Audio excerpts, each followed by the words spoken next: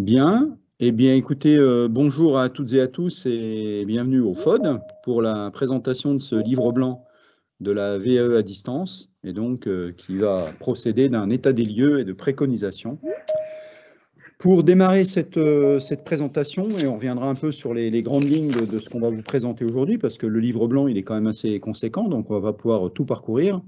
Je laisse déjà la parole à Aurélia, notre chère déléguée générale, pour présenter un petit sondage qui a été réalisé en amont du 9 au 14 septembre.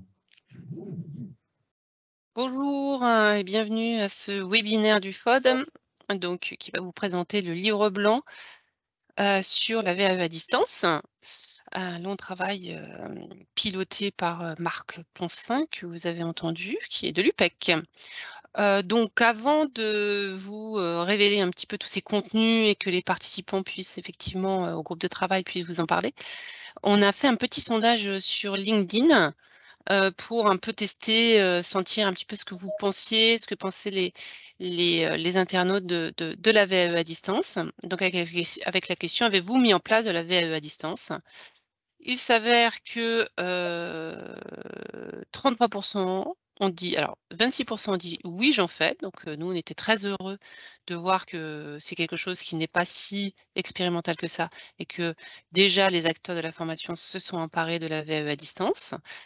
33 ont répondu: «Ce n'est pas pour moi». Donc là, donc on voit bien que ce sont des personnes qui se disent: «Non, non, on va pas se lancer, dans du digital sur des parcours sur ce type de dispositif».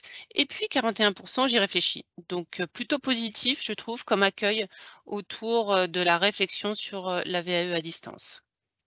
Voilà ce que je pouvais vous dire de ce petit sondage et vous n'hésiterez pas effectivement, dans le chat, par exemple, à réagir ou, vous à nous confier un peu votre avis sur la question.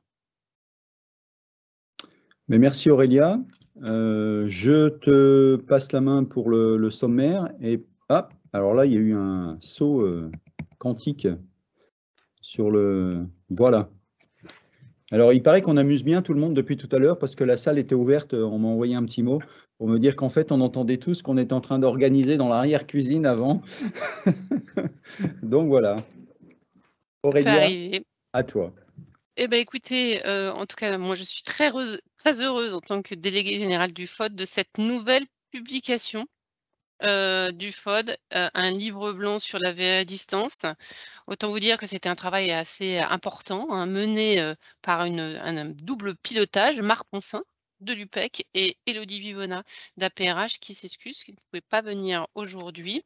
Et puis une vingtaine de contributeurs très actifs, dont une partie a accepté de venir, un peu aussi échanger avec vous sur les expérimentations qu'ils ont menées et puis sur, ce qui eux, pensent être des bonnes pratiques, des recommandations dans la mise en place ou le déploiement, de la VAE à distance. Donc pourquoi ce travail? On a mené ce travail, d'une part parce que vous n'êtes pas sans le savoir qu'il y a aujourd'hui, les pouvoirs publics ont, réfléchi à rénover ce qu'ils appellent le service de la VAE et ils ont mis en place un service public numérique de la VAE qui s'attache, essentiellement à fluidifier, hein, les aspects, un certain nombre d'aspects, administratifs et de gestion, mais pas que. Et que nous, notre travail, on a voulu véritablement se dire: «Voilà, la VAE est dorénavant sous les feux de l'actualité. Qu'est-ce que le multimodal, qu'est-ce que le digital peut apporter dans ce type de parcours?» Vous n'êtes pas sans savoir qu'on partage, nous, une conviction importante, hein, qui est que l'intégration du digital ne peut que favoriser les pratiques, favoriser l'engagement des apprenants, pas que sur un aspect de, voilà, de numérisation administrative et de fluidification de gestion de dossiers, mais surtout pour l'intérêt pédagogique qu'il présente et notamment sur, l'aspect d'accompagnement qui est quand même, un des cœurs, de la VAE, à distance et de la VAE, rénovée. Donc je ne vais pas en dire plus, vous pourrez télécharger ce livre blanc à l'issue du webinaire, hein. Tous nos ouvrages sont téléchargeables sur le site du FOD, c'est ouvert à tous mais je voulais vraiment sincèrement et chaleureusement remercier l'ensemble des contributeurs. Nous avons, alors je ne vais pas tous les citer parce que je voudrais pas en oublier, hein, Mais par contre, je voulais vous dire qu'on avait eu des OPCO qui nous ont accompagnés dans ce groupe de travail, des universités, et vous avez une représentante ici, des organismes de formation qui sont aussi représentés aujourd'hui, et puis les services académiques des DAVA qui ont aussi énormément contribué. Voilà ce que je pouvais vous en dire. Je vous souhaite un excellent webinaire et surtout n'hésitez pas, vous avez des questions à poser, vous les posez dans le chat, typiquement. Et puis, télécharger cette nouvelle publication. C'est à toi Marc pour la suite. Merci Aurélia. Donc voilà pour le sommaire et puis de l'introduction d'Aurélia. Les objectifs du groupe de travail, il y a 2 points que Aurélia a déjà soulignés, donc je ne vais pas y revenir.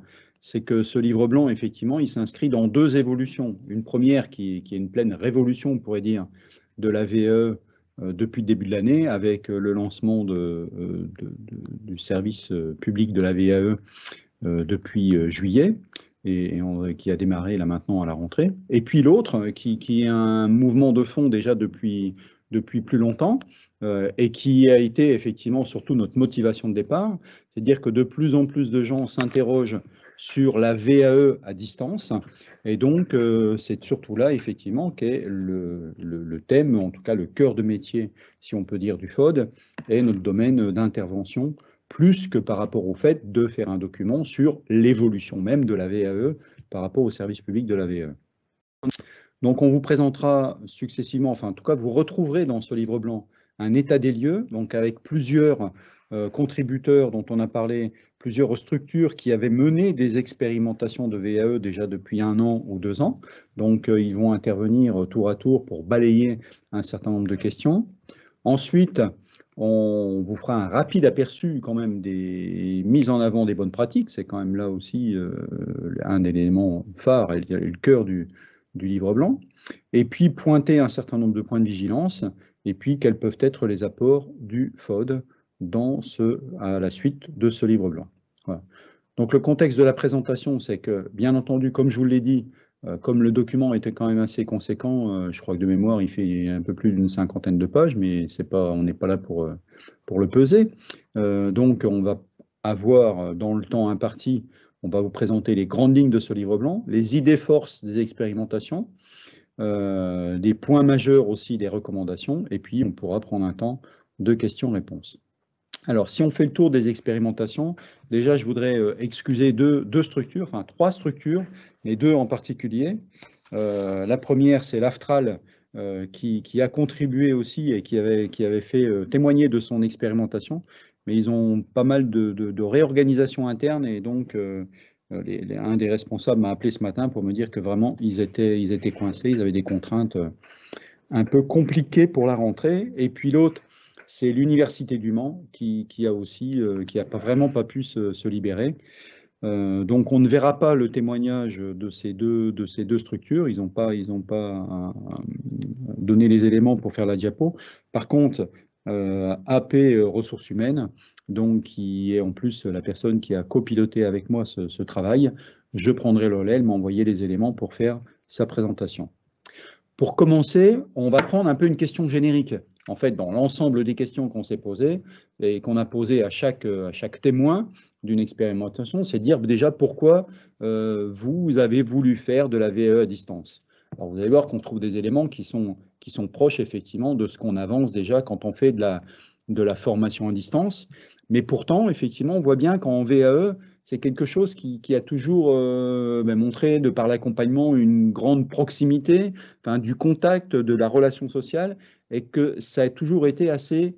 il y a eu plus de difficultés à appréhender le distanciel pour de la VAE que pour de la formation depuis maintenant déjà plus longtemps. Donc le premier, c'est de faciliter l'accès pour les plus éloignés ou ceux qui sont empêchés pour d'autres raisons. De s'adapter aux contraintes organisationnelles et professionnelles. On voit bien que c'est quand même des choses qui poussent dans les organisations à remettre en cause la manière de faire les pratiques. De pouvoir accéder à tout moment, là aussi, c'est du service qui doit se développer plus largement. de faciliter, donc d'amplifier les interactions, et on y reviendra, que en fait, aussi bizarre que ça puisse paraître, en fait, là, en l'occurrence, le distanciel a permis d'amplifier encore plus ces interactions, donc aussi de renforcer l'accompagnement, d'harmoniser les pratiques pour les grandes structures. Certains nous en parleront. C'est quand on a une structure nationale, une structure avec plein de centres de formation, d'agences, selon l'appellation des structures, tout le monde n'a pas forcément les mêmes pratiques. Donc le fait d'avoir un outil central a permis pour bon nombre justement d'harmoniser ces pratiques, ou en tout cas c'était même pour certains un des objectifs premiers. De dématérialiser l'administratif, on y reviendra aussi, parce que il y a pas mal d'administratifs et puis de documents partagés, de documents à rédiger. Donc ça, c'était une manière de dématérialiser et de les avoir plus facilement accessibles. Et puis aussi, depuis l'avènement de Calliope et depuis les questions que nous posent tous nos financeurs, de renforcer la traçabilité. On voit bien que là aussi, c'est des éléments qu'on a retrouvés déjà depuis longtemps en formation, mais qui nous rattrapent aussi en VE.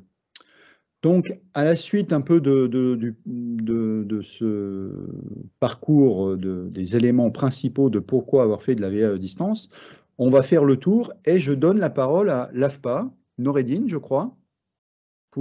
Alors, on a demandé à chacun de prendre 3 tirets majeurs, parce que le webinaire est quand même relativement court, en répondant à 2 questions. La première, c'est quels sont les points forts de votre expérimentation?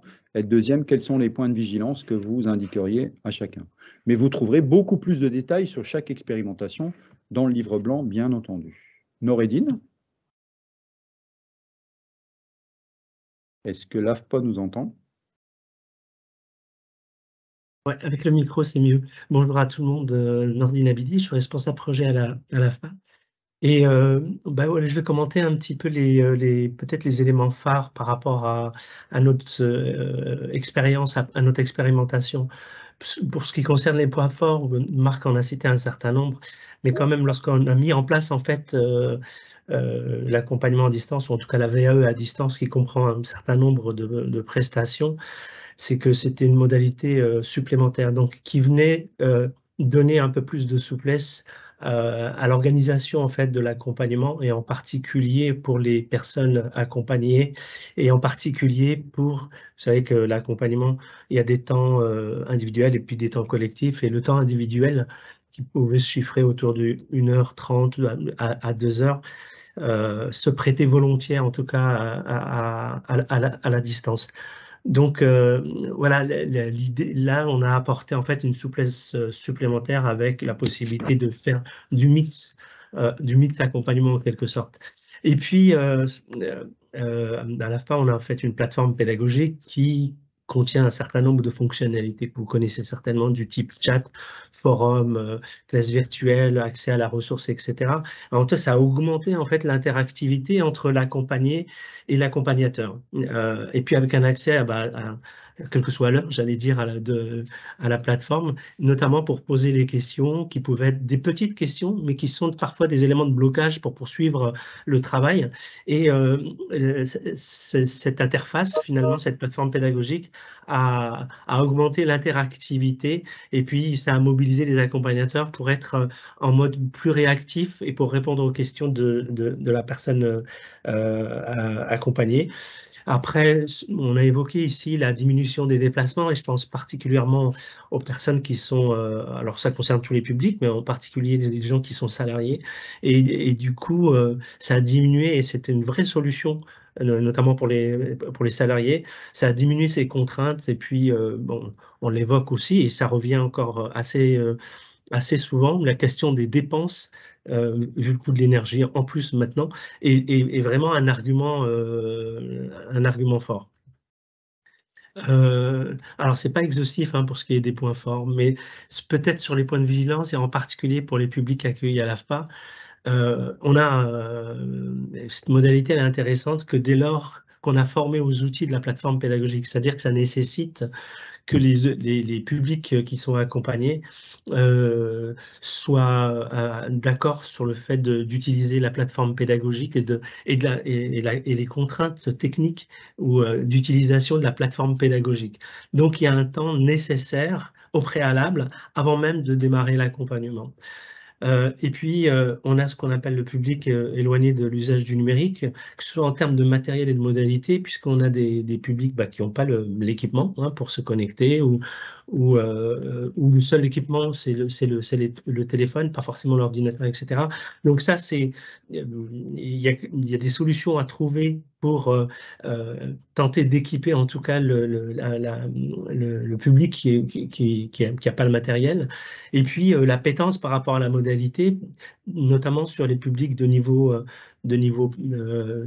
3, de niveau CAP, BEP, alors pas tous, parce qu'il y en a qui sont très, très à l'aise avec ça, mais un certain nombre en fait ne sont pas habitués avec le fait d'être en relation pédagogique ou d'accompagnement à distance, et que du coup c'est aussi quelque chose qu'il faut travailler au préalable, ou en tout cas accompagner de façon appuyée pour que l'accompagnement se passe dans les meilleures conditions. Peut-être une précaution supplémentaire, et c'est un retour des accompagnateurs en général. On peut penser que le temps de l'accompagnateur, il est finalement diminué, et ce n'est pas le cas du tout. Il est aussi important, voire davantage important, parce qu'il y a tout un travail qui est fait avant de faire de l'accompagnement à distance, que ce soit en temps de préparation, que ce soit pédagogique, logistique, matériel, etc. Donc en fait, il ne faut pas s'imaginer que si la distance a commandé beaucoup d'avantages, le temps accompagnateur reste très conséquent. Voilà, je voulais dire ça de façon très rapide, et merci. Et Marc, on ne t'entend pas?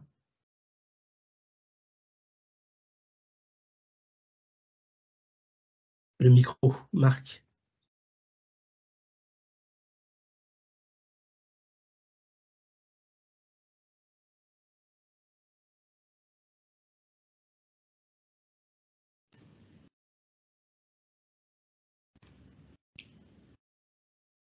Vous m'entendez là?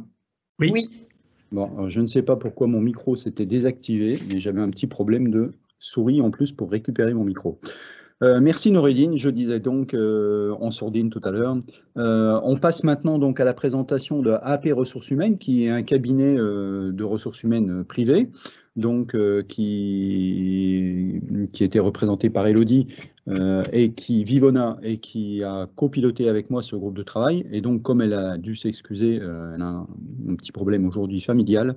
Voilà, c'est moi qui vais présenter ces différentes lignes. Donc sur les points forts de l'expérimentation, ce qu'elle a dit, effectivement, ce qu'elle a rapporté, c'est que les candidats, en fait, sont plus acteurs dans leur accompagnement du fait d'avoir accès à l'ensemble de ces ressources en ligne, même si dans un certain cas, on a vu qu'effectivement, certains pouvaient être moins à l'aise.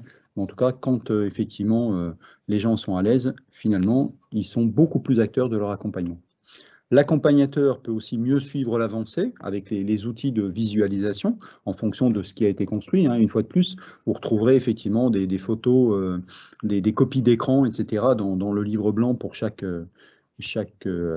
démonstration, chaque expérimentation, et la motivation du candidat, effectivement, qui est mieux accompagné du fait d'avoir un meilleur suivi, ou de l'accompagner aussi plus facilement sur les manques informatiques, de compétences informatiques. Et par ailleurs aussi, il y a un gain plus important, à la fois pour le candidat et pour le consultant, que ce soit en termes d'accessibilité, de gain de temps et d'optimisation des rendez-vous. Puisque les rendez-vous, parfois, vont être, dans ce qu'elle disait, à la limite plus courts, mais on peut faire plus de rendez-vous réactifs du fait d'être à distance, plutôt que d'attendre un gros rendez-vous d'1 heure ou 2 heures. Donc, s'il y a des questions où ça bloque à un moment donné, ça permet effectivement d'être beaucoup plus réactif, donc plus accessible et d'optimiser ces temps de rendez-vous. Sur les points de vigilance, ils attirent notre attention sur le fait de bien étudier la mise à disposition des ressources pour ne pas tomber dans ce qu'ils ont appelé le cimetière à documents. Voilà, donc ce qui est aussi des points de vigilance qu'on peut avoir en matière de formation. Les accompagnateurs, et vous verrez que ça revient souvent, doivent être formés aux différents outils digitaux. Si effectivement on laisse un accompagnateur qui n'est pas très à l'aise avec les outils digitaux, forcément ça ne va pas améliorer, ou en tout cas ça ne va pas fluidifier cet accompagnement. Et puis, l'autre point important, c'est qu'il est important de garder de l'humain au cœur de l'accompagnement, ça va revenir aussi souvent, et que la partie asynchrone, puisque souvent on pourrait avoir l'idée, comme parfois en formation, que le candidat est là pour se débrouiller tout seul, il a toutes les ressources en asynchrone, il va faire sa rédaction, etc. Non, c'est que vraiment la partie asynchrone, il faut qu'elle soit considérée comme étant un complément des rendez-vous synchrones qui doivent rester quelque chose de très important pour garder effectivement de l'échange et de l'accompagnement et de l'humain. Voilà pour AP ressources humaines de la part de Élodie. Je passe la parole au CREPS Bourgogne-Franche-Comté. Je crois qu'il nous a rejoint. Allô, allô, allô, le CREPS. Cyril.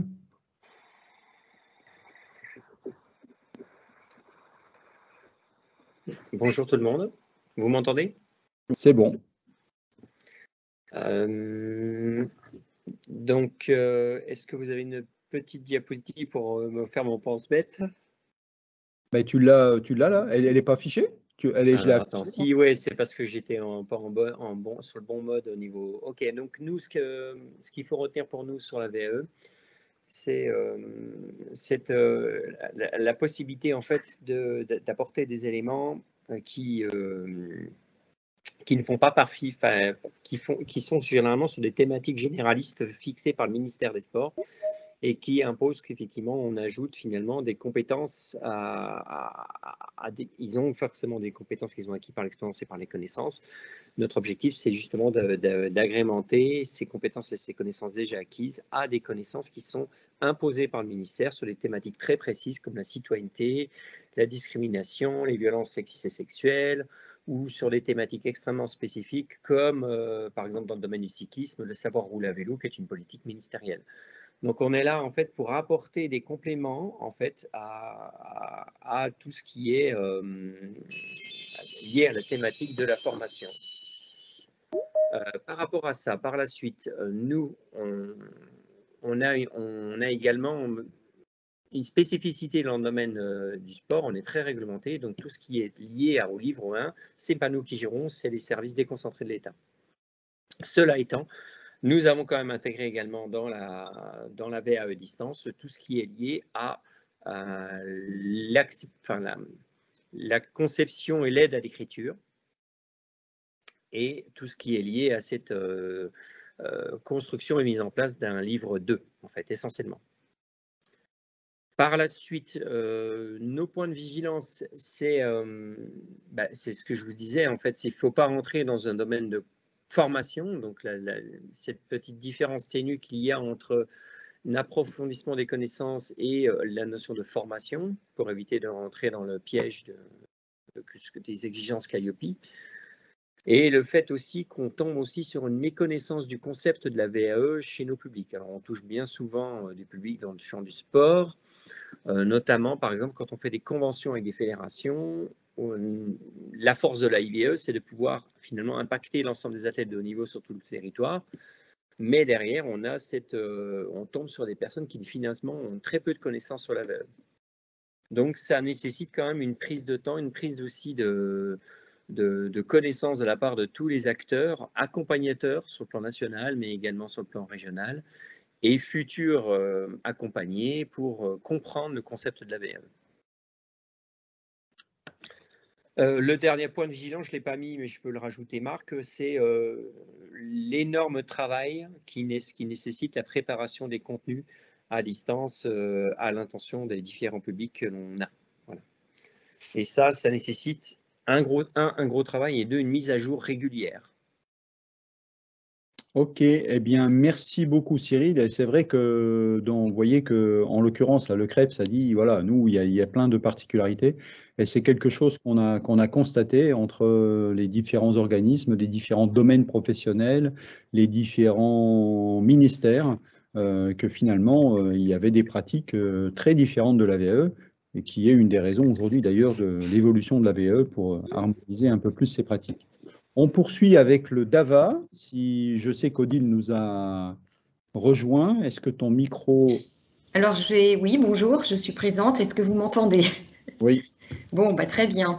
Alors, les points forts de cette expérimentation, justement, j'ai commencé par dire que c'est plus une expérimentation puisqu'on a en fait initié la VAE à distance dans l'Académie de Versailles dès 2015 quand on s'est intéressé aux expatriés. Ces personnes qui partent à l'étranger et qui souhaitaient, qui avaient démarré une VAE et souhaitaient la poursuivre, ou se disaient je vais peut-être m'engager dans une VAE, notamment les conjoints d'expatriés, parce qu'ils se trouvent avec un peu plus de temps par rapport au fait qu'ils ont abandonné des fois leur poste en France et suivent leurs conjoints. Donc pour toutes ces personnes, nous avons déjà mis en place dès 2015. Ça a été accéléré après, à partir de 2020, suite à la crise sanitaire, où là, forcément, un peu comme tout le monde, on a dû s'adapter aux nouveaux outils, ce qui est le cas aujourd'hui de cette visio, puisque avant, on faisait beaucoup de présentiel et que depuis, on fait beaucoup de visio, et donc ça s'est mis aussi dans les accompagnements VAE. Et donc pour venir à ce point fort aussi, c'est qu'on a une offre individualisée, c'est-à-dire que quand on reçoit des demandes de VAE à distance, on commence tout de suite une individualisation de la demande avec des réponses personnalisées et une étude personnalisée. C'est-à-dire qu'il y a des personnes qui nous contactent, qui demandent à faire une VAE, mais ils ne sont pas forcément sur le bon diplôme. Et il se peut aussi qu'ils ne soient pas sur un diplôme sur lequel accompagne le DAVA. Donc à ce moment-là, on va l'orienter vers le certificateur. Donc je pense souvent aux universités, mais aussi aux titres professionnels. Et à ce moment-là, ça veut dire qu'ils ont vraiment tous les éléments. On les envoie aussi sur le portail France Compétences, puisqu'on s'appuie aussi sur ce qu'il y a dans les fiches du diplôme. Cette étude personnalisée est envoyée donc par mail. Et donc, on a, alors là, pour répondre à Claire Gaillard, puisque ça s'est apparu dans un petit pop-up, par rapport à une VAE classique, c'est tout étant dématérialisé. Et là, je ne parle pas forcément de la VAE, puisque là, on est vraiment dans la démarche amont. C'est-à-dire qu'il y a aussi cette présélection et ce ciblage du diplôme. Donc, c'est un point fort, puisque certains organismes ne se contentent que de... Si on se contentait de faire que sur nos diplômes, on serait que sur les diplômes éducation nationale. Donc, on a un éventail très large au niveau études personnalisées. Les points de vigilance, donc concernant justement ces personnes expatriées, c'est aussi d'avoir des difficultés à faire financer leur VAE. Aujourd'hui, vous savez bien qu'il existe différentes modalités de financement, qui soient soit de la région, Pôle emploi, le CPF, Transition Pro, mais bien sûr, quand on est à l'étranger, ces droits s'annulent puisque le statut change et qu'on n'est plus ressortissant du territoire français, qui souvent sont les exigences pour pouvoir bénéficier de ces financements. Donc c'est un frein à la décision parce que ces personnes hésitent souvent à se financer individuellement. Donc, je peux donner un conseil, s'il y en a qui s'engagent aussi vers ce type de VAE, les expatriés peuvent bénéficier d'une prise en charge par leur employeur s'ils en font la demande au moment de leur demande d'expatriation. Donc, j'ai eu le cas et du coup, l'employeur a obtenu son financement. L'absence d'organisation des jurys à distance, ça c'est vraiment un gros frein, c'est spécifique à notre organisation, nous les DAVA, donc l'éducation nationale, parce qu'on dépend en Île-de-France du service interacadémique d'examen et des concours, qui est donc le SIEC, qui est basé à Arcueil, et cette structure n'est pas tout à fait encore en ordre de marche pour organiser des jurys de VAE à distance. Ils commencent à l'expérimenter sur certains diplômes, quand il y a des petits flux, mais sur des diplômes très demandés, ils préfèrent le présentiel. Et du coup, découle un autre frein que j'ai nommé en troisième point, c'est que comme le SIEC envoie des convocations tardivement, des fois une semaine avant la date, c'est difficile pour les candidats d'anticiper l'achat du billet et donc de se trouver avec un prix quand même assez élevé pour venir passer une VAE sur le territoire français et à Arcueil. Donc ça, c'est un élément sur lequel on essaye de se battre et d'avancer avec le SIEC. Mais comme on n'est pas maître de la structure, c'est des éléments qu'on communique dès le premier contact au moment de l'étude de faisabilité, pour qu'il n'y ait pas de mauvaise surprise et qu'on n'ait pas de recours de candidats qui, au moment de la convocation au jury, nous disent « vous m'aviez jamais dit que c'était en présentiel ». Donc ça, je le prends en effet comme point de vigilance, j'allais dire comme frein qu'on rencontre régulièrement. Donc c'est vrai, pour répondre aussi à la personne qui m'a posé la question tout à l'heure, là je me suis vraiment basée un peu sur le côté organisationnel, mais sur l'accompagnement lui-même pour ajouter cet élément-là, on fait tout en visio. C'est comme un accompagnement classique au niveau travail d'un accompagnateur, hein, c'est-à-dire suivi du dossier, aide à l'écriture, sauf qu'on va être sur de l'individualisation, on ne fait pas d'entretien collectif. Et on est sur l'adaptation à la disponibilité des candidats, puisque individualisation permet en effet de mettre les rendez-vous quand ça les arrange.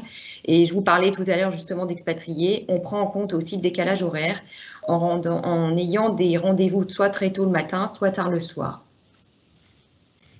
Merci beaucoup, Odile, Merci à pour vous. tout cet éclairage. On poursuit avec, maintenant, on va passer dans l'université et je passe la parole à CRJ Paris Université. Bonjour, donc moi je suis Valérie Lelon, je suis la responsable de la VAE au sein de l'université. Donc l'expérimentation qu'on voulait présenter aujourd'hui, c'est la mise en place d'une application qui va être dédiée à l'accompagnement VAE. Donc on est parti d'un constat et on s'est aperçu que l'accompagnement individuel, c'est ce qu'on fait nous aujourd'hui, n'était pas complètement, ne satisfaisait pas complètement. Et on a voulu proposer un complément à cette formation, à cet accompagnement sans l'alourdir. Donc l'idée de l'application est venue rapidement en fait parce qu'une application va permettre d'optimiser en fait l'expérience de nos candidats. L'idée c'est pas de proposer de la VAE à distance pour en proposer, mais vraiment donner aux candidats d'avoir envie de revenir et de s'intéresser vraiment aux éléments qu'on a mis dans cette application. Donc avec un système de gameplay, de témoignages et de documents ressources. L'idée c'est que le candidat puisse aller quand il veut, au moment où il veut, dans cette application, aller rechercher les éléments sans pour autant attendre le prochain rendez-vous avec son accompagnateur. Donc en gros, ils ont accès à plusieurs modules. C'est lui qui fait son parcours, hein, il fait le parcours dans le sens qu'il le souhaite. Et puis l'application permet effectivement d'y accéder sans avoir forcément une connexion Internet. Et pour ces candidats qui souhaitent malgré tout avoir un contact humain, hein, je dirais, ils ont aussi la possibilité d'avoir un coach individuel pour qu'ils puissent poser à n'importe quel moment des questions et pas se sentir complètement seul dans cette application. Donc on n'est plus en mode expérimentation hein, puisque le projet est sorti depuis octobre. Aujourd'hui, on a une 50aine de candidats qui utilisent cette application. 98% sont dans l'application et ils retournent régulièrement.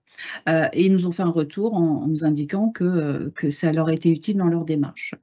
Moi, concernant les points de vigilance, je suis plus partie vraiment sur les points en disant mode projet, au moment où on a décidé de mettre en place cette fameuse application, où vraiment en amont, il fallait identifier vraiment une équipe fortement impliquée, qui est disponible, et aussi trouver les personnes ressources, hein, parce que le projet, il était prioritaire pour moi, mais pas pour tout le monde. Donc voilà, en amont, je dirais, être bien vigilant pour s'assurer que toutes les forces utiles à ce projet seraient là au rendez-vous. Pendant la phase de projet, toujours respecter les délais et les coûts, mais on est toujours dans de la gestion de projet, mais malgré tout, si on suit le planning, on sait que de toute façon, par définition, un projet, ça glisse tout le temps, mais ça m'a permis en tout cas de ne pas glisser trop, et le projet n'a eu que 4 mois de retard, donc on est plutôt satisfait. Et puis, je dirais, une fois que tout ça est fait, il faut aussi le vendre, l'expliquer, pourquoi une application, c'est pas évident à expliquer pourquoi on parle d'application formation. En VAE, c'est pas vraiment de la formation. Et en fait, en communiquant avec des différents canaux, différents types de communication, et puis bien évidemment le budget qu'il faut y associer, je pense qu'il faut prévoir rapidement cette communication et même en amont du projet quand on veut communiquer sur ce type d'outil digital finalement. Voilà, j'essaie d'être rapide. Eh bien, merci beaucoup Valérie. Donc voilà, d'autres points de vigilance particuliers qui parleront à toutes les structures plutôt administratives. Voilà. Je passe la parole maintenant à l'UDD, qui est l'université du domicile. Donc comme je ne sais pas il y a 2 personnes présentes, mais je ne sais pas qui prend la Bonjour parole? Marc, bonjour à tous. Nous Voilà. allons intervenir à deux voix. Bravo. Donc je commence. Donc pour sa part, l'Université du domicile a investi la VE à distance depuis 4 ans en direction des salariés de l'emploi à domicile, entre particuliers, pour apporter une solution aux candidats n'ayant pas la possibilité de faire une VE en présentiel sur leur territoire. Donc nous avons testé et déployé au niveau national 2 modalités, la FOAD via une plateforme offrant un parcours pédagogique autonome et des interactions synchrones, asynchrones avec l'équipe VAE, et d'autre part la VAE en mode téléformation qui privilégie la classe virtuelle avec messagerie différée. Et cette année, on a accompagné sur ces 2 modalités au choix donc une centaine de candidats. Donc on n'est plus en phase d'expérimentation, on a testé et déployé les 2. Les 2 ont des avantages communs selon nous, comme l'accessibilité au dispositif VE, l'adaptation aux contraintes et besoins du candidat, avec aussi une optimisation intéressante du temps pour le binôme candidat-accompagnateur. Cette optimisation du temps, elle est surtout notable avec une plateforme qui laisse plus d'autonomie au candidat et qui mobilise moins l'accompagnateur VAE. Mais c'est aussi vrai en mode téléformation, qui s'organise plus librement et sans déplacement, bien sûr. Plus spécifiquement, les 2 modalités ont des avantages comme l'autonomisation du candidat avec la plateforme et aussi la facilité de mise en place du côté de la téléformation. Anne va compléter. Merci David. Alors concernant les points de vigilance, en fait, quelle que soit la modalité, selon notre expérience, il est essentiel de vérifier l'autonomie numérique et langagière. Donc quand je parle de la modalité, je mets en opposition la FOAD avec une plateforme et la téléformation, donc 2 modalités à distance, mais à différencier tout de même. Donc l'autonomie numérique et langagière du candidat avant de s'engager dans un parcours de VAE à distance, eh bien, nous avons systématisé un questionnaire numérique qui interroge l'équipement du candidat, mais aussi ses usages. Est-ce qu'il est à l'aise avec le numérique ou pas? Et concernant la partie langagière, donc on a mis en place des tests écrits en français pour les niveaux 2 et 3. Deuxième point de vigilance, c'est concernant l'accompagnateur. Il est important qu'il maîtrise les outils numériques et aussi la méthodologie qui est adaptée en distanciel. Tout à l'heure, il y avait dans le chat une question concernant et c'est quoi la différence avec la IVAE? Ben, effectivement, on anime de manière différente et on accompagne de manière différente un candidat en présentiel ou en distanciel. Donc son aisance aussi à l'accompagnateur va mettre en confiance le candidat, en fait, qu'il soit néophyte ou déjà expérimenté sur le plan numérique. Et enfin, le dernier point de vigilance, c'est spécifiquement à la VE via une plateforme. Donc effectivement, le candidat est autonome dans son parcours, mais on ne doit pas réduire, selon nous, les échanges asynchrones et surtout synchrones avec l'accompagnateur VAE. C'est-à-dire que son autonomie, elle doit être encadrée finalement de manière à pouvoir être disponible et c'est des temps qui restent vraiment essentiels pour le travail d'analyse de l'activité et aussi de la réflexivité dans l'échange. Pour finir, on préconise un temps synchrone compris entre 30 et 50% du temps global, donc sur un accompagnement via une plateforme ou pourquoi pas, ça c'est quelque chose qu'on n'a pas expérimenté mais qui va certainement arriver, via une application comme il a été dit sur les témoignages précédents. Merci Anne, et puis surtout merci à tous les témoins d'avoir respecté le timing. Voilà, donc pour poursuivre maintenant dans les grandes parties de ce livre blanc, vous trouverez à la suite de ces témoignages, et donc vous trouverez beaucoup plus de détails sur chaque expérimentation ou en tout cas pratique aujourd'hui bien en place. Vous trouverez un certain nombre après de suite de bonnes pratiques et de préconisations pour cette partie-là. Donc, comment est organisée cette partie principales de bonnes pratiques, c'est un gros chapitre du livre blanc, c'est que déjà on voit qu'on a abordé deux grandes tendances à la dématérialisation. D'une part, la gestion administrative, et d'autre part, le parcours d'accompagnement et de formation complémentaire. Donc ça, c'est deux grandes tendances qu'il y a eu dans ces témoignages, pour lesquels on n'est pas rentré dans ce détail. Il y en a qui sont rentrés au départ sur de dire, ben voilà, je veux dématérialiser ma gestion administrative, tous les documents, les livrets partagés, etc. Et puis d'autres qui sont rentrés au départ plus sur vraiment purement l'accompagnement ou la formation complémentaire selon l'avancée ou les impératifs ou les contraintes de chaque structure. Ensuite, pour analyser ces bonnes pratiques, on a parcouru chaque étape. Donc, chaque étape, on a redécoupé en se disant, est-ce qu'en VAE à distance, est-ce qu'il y a un parcours type?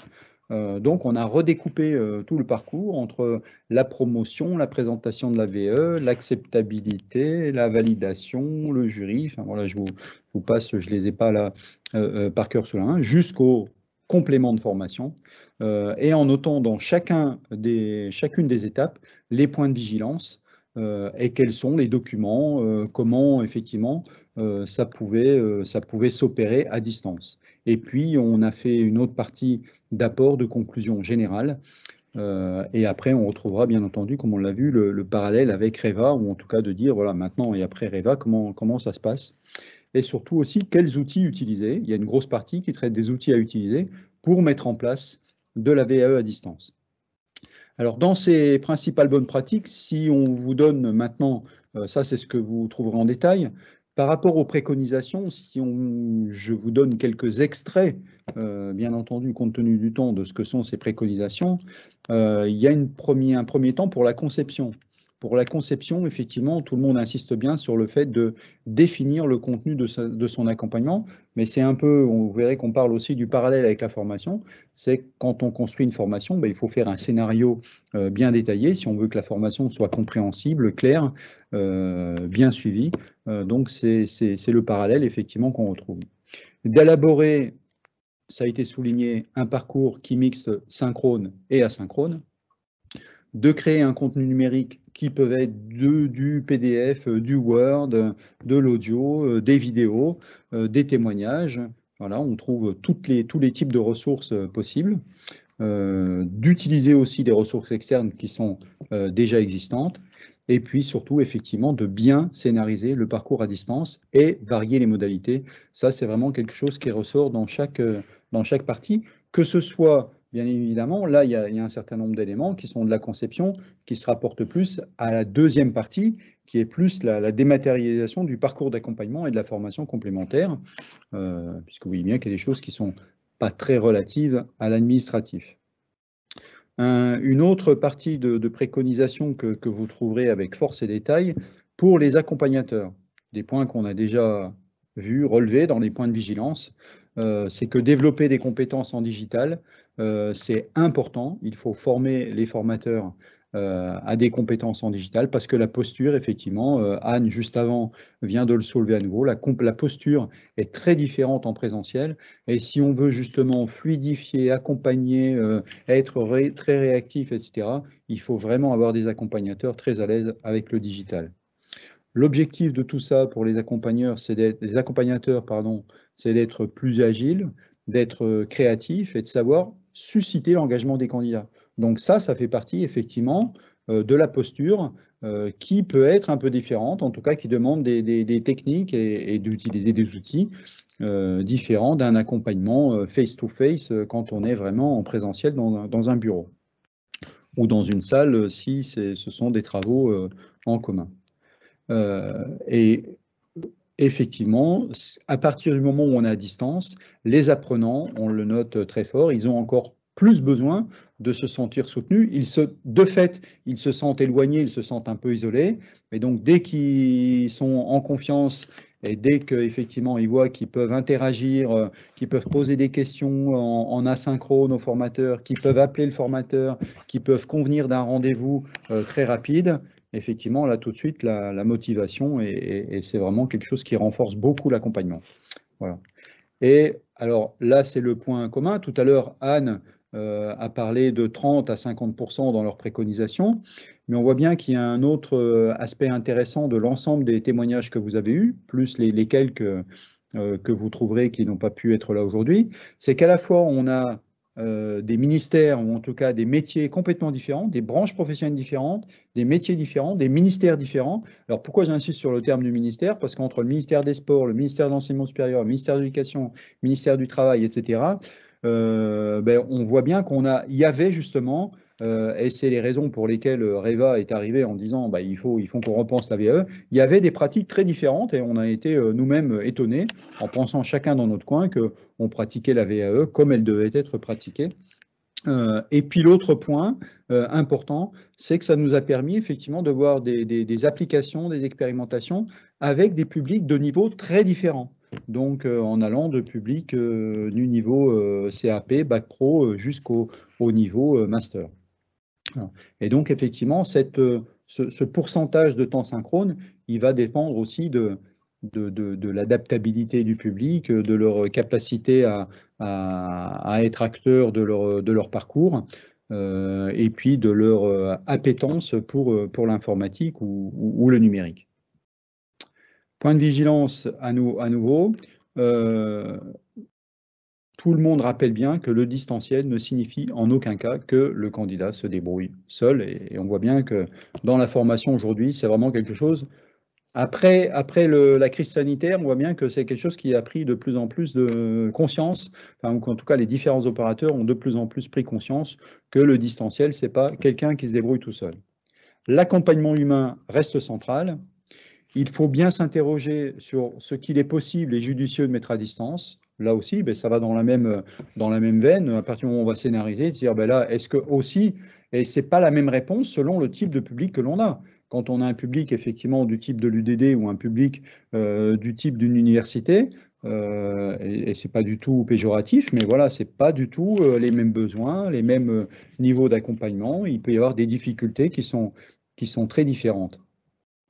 D'être vigilant aussi sur le profil d'accompagnateur à l'aise avec le numérique. Si on ne l'avait pas encore dit, en tout cas, on le répète et je pense que ça sera vraiment clair, et de veiller à un accompagnement pour les difficultés techniques, ce qui est d'ailleurs, quand on fait le parallèle toujours avec la formation, vous savez peut-être pour ceux qui sont familiarisés avec la formation qu'il y a des règles juridiques, enfin qu'il y a un décret sur les faisceaux de preuves pour la manière de rendre en compte, et le législateur dit effectivement qu'il faut mettre en place un accompagnement technique et pédagogique, sans le préciser toutefois, mais donc on voit bien qu'effectivement cet aspect technique, le hotline en tout cas, si on pourrait dire de manière plus globale, est très important. Voilà pour ça, pour vous balayer un peu ce que vous trouverez une fois de plus dans le livre blanc. La situation ensuite, le quatrième gros chapitre, c'est la situation par rapport à REVA. Donc à ce jour, il y a le lancement de France VAE. France VAE, en tout cas la mise en place de ce service public de la VAE, va surtout en fait au-delà des évolutions juridiques apporter à tous de la dématérialisation sur le pilotage administratif. Alors une fois de plus, notre propos, c'est pas là de vous donner tous les éléments sur la réforme de la VAE, puisqu'on s'attache à la partie distanciel, accompagnement et complément de formation. Mais donc en tout cas, quand on a vu qu'on avait eu dans les différents témoignages à la fois de la dématérialisation administrative et de la dématérialisation d'accompagnement et de formation, en fait, France VAE va carrément prendre la main sur cette dématérialisation, si on peut dire, plus administrative, pour de la traçabilité, pour le suivi, pour de la réactivité, pour tout un tas de raisons que vous pourrez trouver dans toutes les communications qui se font actuellement sur la réforme de la VAE. Donc, renforcer la traçabilité des parcours, c'est aussi un point important, et puis surtout la réactivité. Donc, on voit bien que finalement, le distanciel peut apporter, au-delà de l'organisation interne de chacun, peut apporter plus de réactivité et plus de traçabilité. Et on a mis des éléments sur cette plateforme qui est encore en phase de test final, puisque le vrai démarrage sera en janvier 2024. Alors, je sais qu'il y a des gens qui sont beaucoup plus au fait de la VAE à distance, ou en tout cas, vous avez vu par rapport au sondage du début, on a un public quand même très, très hétérogène. Mais en tout cas, la première phase de démarrage de France VE vient de démarrer, et jusqu'en fin d'année, il y a encore un certain nombre d'ajustements, de grosses structures qui vont continuer à rentrer dedans. Donc voilà, on vous a mis quelques informations, en tout cas, sur ce qui se tramait dans la réforme de la VE. Les priorités à venir pour les opérateurs, maintenant, si on revient à nous tous ici en tant qu'opérateurs de VAE, ben, ça va être de développer, en fait, et là, dans l'analyse globale que chacun a pu faire, vraiment de développer une analyse, une offre, pardon, de services plus orientée bénéficiaire, et pas simplement, effectivement, une offre, on pourrait dire, un peu plus administrative ou de process de VAE. Il faut vraiment penser à tout ce qu'on peut apporter comme service aux bénéficiaires avec la souplesse, tous les éléments qu'on a vus tout à l'heure pour pourquoi développer de la VAE à distance. Donc la souplesse, la réactivité et une meilleure accessibilité, ce sont effectivement les points aujourd'hui qui sont le plus attendus par des apprenants ou en tout cas des bénéficiaires de VAE. Les parcours maintenant, ils vont effectivement un peu évoluer, c'est-à-dire qu'ils vont devoir en fait en permanence alterner du conseil, de l'accompagnement et de la formation en un seul dispositif, ce qui n'était pas toujours le cas selon les différentes pratiques aujourd'hui. Mais ça va devenir effectivement faire partie des traits communs de certificateurs qui vont faire de la VE sans entrer dans le détail de l'organisation complète. Donc, et ça, ben, il va falloir effectivement être capable de combiner aujourd'hui du présentiel, du distanciel, de l'individuel ou du collectif. Alors, il y avait déjà de l'individuel ou du collectif, mais qui se faisait principalement en présentiel. Mais aujourd'hui, voilà, tout ça, il va falloir le combiner aussi bien en présentiel qu'en distanciel, d'où l'importance effectivement de la formation des formateurs.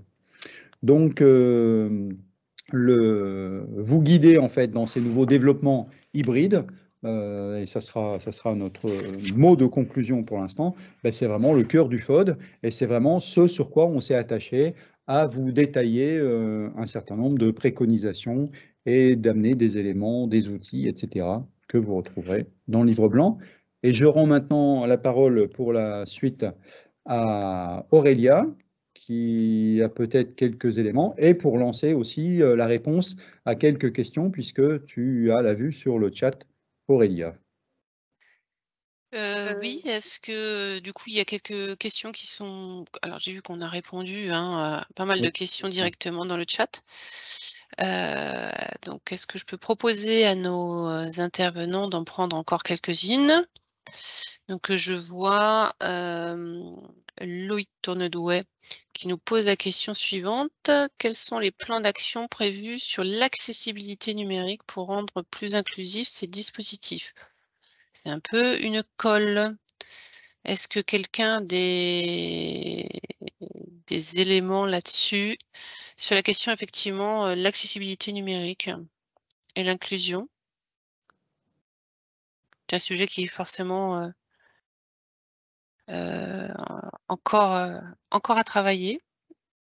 Il m'a semblé, enfin, sans vouloir trop forcer la main à l'UDD, que vous aviez effectivement un public où effectivement c'était un point plus spécifique chez vous. Est-ce que vous pouvez nous dire éventuellement ce que vous avez pu mettre en place ou faire pour aider les personnes sur cet aspect-là en particulier? Effectivement, on a un public qui intervient au domicile et qui est peu qualifié et qui a des problématiques multiples, dont les problématiques langagières et aussi des difficultés à accéder aux outils numériques, soit parce qu'ils ne disposent pas d'outils, ou soit parce qu'ils n'en ont pas un usage régulier. C'est ce qui nous a obligés en fait à créer des outils en fait pour identifier les besoins en amont de la VE et ensuite aussi proposer des solutions pour lever ces freins. Donc ça suppose une certaine organisation. Ça suppose aussi du temps en fait aussi pour identifier ces éléments avec les candidats, individuellement. Ce qui est vraiment intéressant, c'est que les personnes motivées arrivent à contourner, arrivent à dépasser en fait ces limites, arrivent à se débrouiller pour s'équiper, et pour s'acculturer à l'aide d'une formation courte. Et ça, bien sûr, ça fait partie aussi de notre accompagnement, un accompagnement qui se veut global et qui prévoit, avant l'entrée en VAE, d'acculturer les personnes sur le niveau langagier si ça s'impose et sur le plan numérique également. Ça va dans le sens des missions de l'architecte de parcours, hein, qui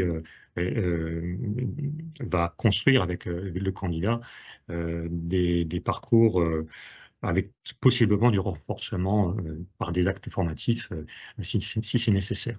Donc, on s'inscrit déjà en fait dans cette démarche-là. Merci David, cette réponse sur l'accessibilité. Écoutez, je pense que nous allons clore ici notre webinaire. Simplement quelques informations. Alors encore merci à tous les contributeurs qui nous ont partagé leur expérimentation. C'était très bien. Le livre blanc est téléchargeable sur le site du FOD, donc n'hésitez pas à le télécharger. Il suffit de remplir un petit formulaire. Demandez plutôt à vos collègues ou collaborateurs de aussi passer par le formulaire, comme ça nous on sait combien de personnes ont téléchargé le guide. Ça nous intéresse toujours d'avoir ce type d'informations.